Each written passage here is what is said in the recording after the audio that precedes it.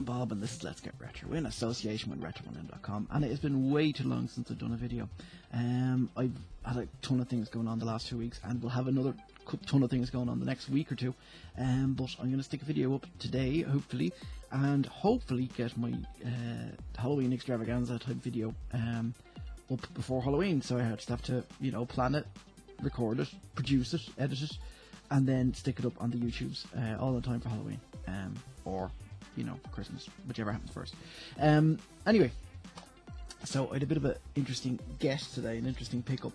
I was in Dublin. There's three at the moment. There's 3 places you can buy retro games, not including getting lucky in a charity shop, but you can get them in a shop called Retropolis, which is now in Camden Street in Dublin, 60 Camden Street. And Doug, if you are the guy that owns the place, is a lovely guy, and I have to get in there at some point because the last time I called down the place that they're in, there's a little arcade, not a video arcade, but a shopping arcade called Ferocious Mingle, and they just moved to Camden Street and hadn't opened yet. So I was standing there on my lunch break going, why are you not open?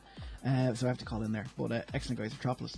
There's a place in another little mini arcade place called Twisted Pepper, which is off O'Connell Street somewhere, and there's a little tiny shop, market stall, whatever you want to call it, called Super Hoshi there, that apparently do good Mega Drive import games.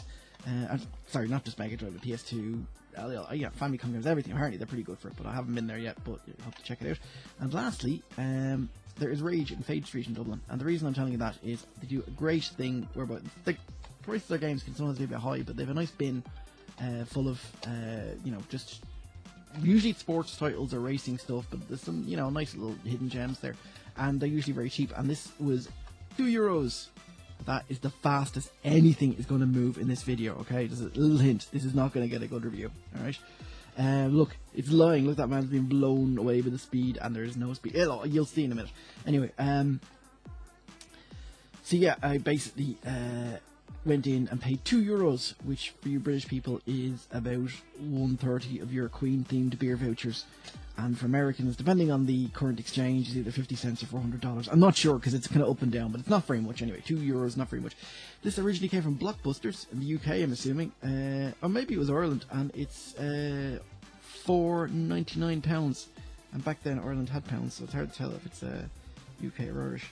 But there's Blockbuster over here. Yeah, I think there was. Anyway, so I bought this thinking this is great. Look, it's a racing game. It's on the Super Nintendo.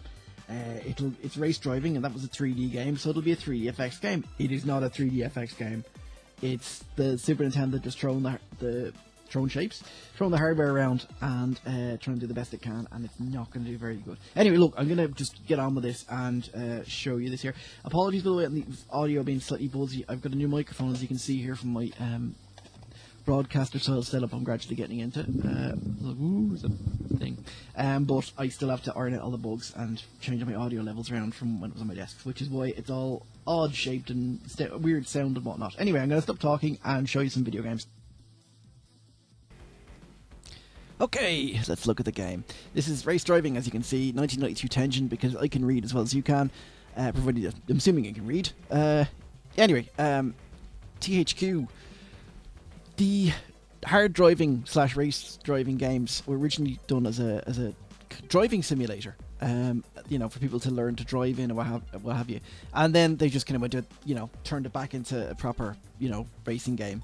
But in the arcades they were in a proper style, steering wheel, gear stick, everything, and it was 3D graphics, which was awesome at the time. This, however, is not.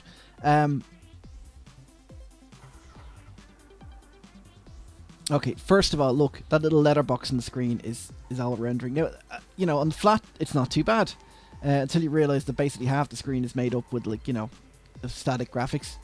I can't look. It's all over the shop. There's kind of laggy controls. I wanted to hit that. I'm trying to hit those signs and I can't. And I'm not that bad a driver. Still missing it.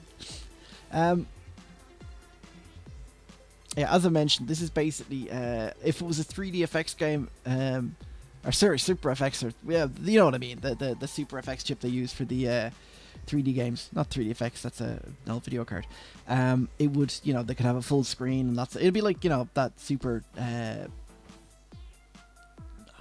Super Truck FX? I don't know, the racing game, which I can't think of the name of it. FX Racer, yeah, that's it.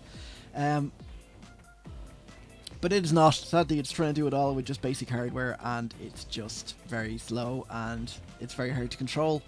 And in fact, it's actually slower. It feels slower than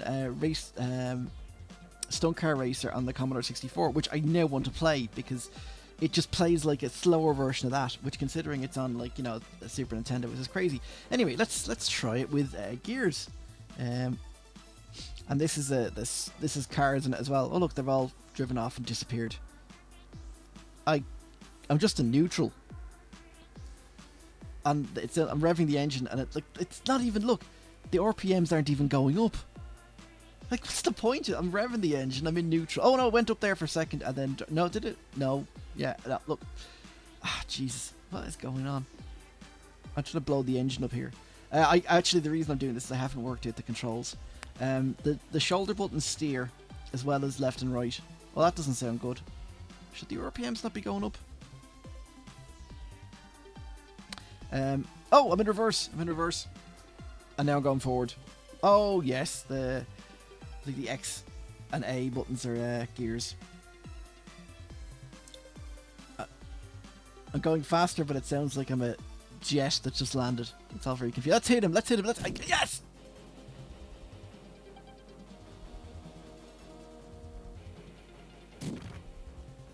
Oh my god, it's like a cartoon poop noise when you hit the other car. And there's some yellow. I think it's supposed to be an explosion. It just looks like yellow popcorn. Let's crash again. Okay, now let's find something else to crash into. Yeah, I mean, when you're on the flats, it actually doesn't feel too slow, but then everything slows down shortly after. I mean, I'd be more impressed if I hadn't played, like I said, on the Commodore 64, race car, or Stunt Car Driver.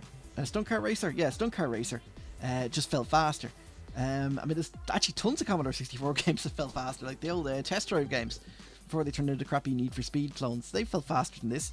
Oh, Tenjin, you've disappointed me. Let's just stick with auto, and in an amazing fit of hubris, I'm going to try the Super Stunt Track. I think every Super Nintendo game is required by law to have the word super in there somewhere. And look at the wheel. Look at the hands. 10 and 2. I'm assuming the buttons are the light up bits on the side, the fuel and OK and temp and what have you. I'll do something, but I don't see what. Now, if you're playing this, and may God have mercy on your soul if you do, if you're playing this, the shoulder buttons seem to be much better for controlling it. Ooh, holding like place on the gradient there. That does remind me. It's sad thing about the game that the best thing about it is it's reminding me that I should go play a Commodore 64 game. Oh, nearly hit the barn there. I actually can't hit a barn door. I've tried. Oh, look, there's a different background. Okay, it just, yeah, there we go. Back on the road again. On the road again. Road again. Let's go off this ramp. Let's see what happens. Okay, no, not off road. Up. Why is it's making a fart noise every time I hit something? That's just, oh, Jesus, guys. So, yeah, this is definitely 1 bob out of 5.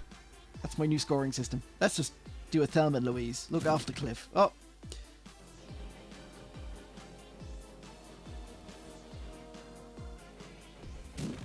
And there's the popcorn.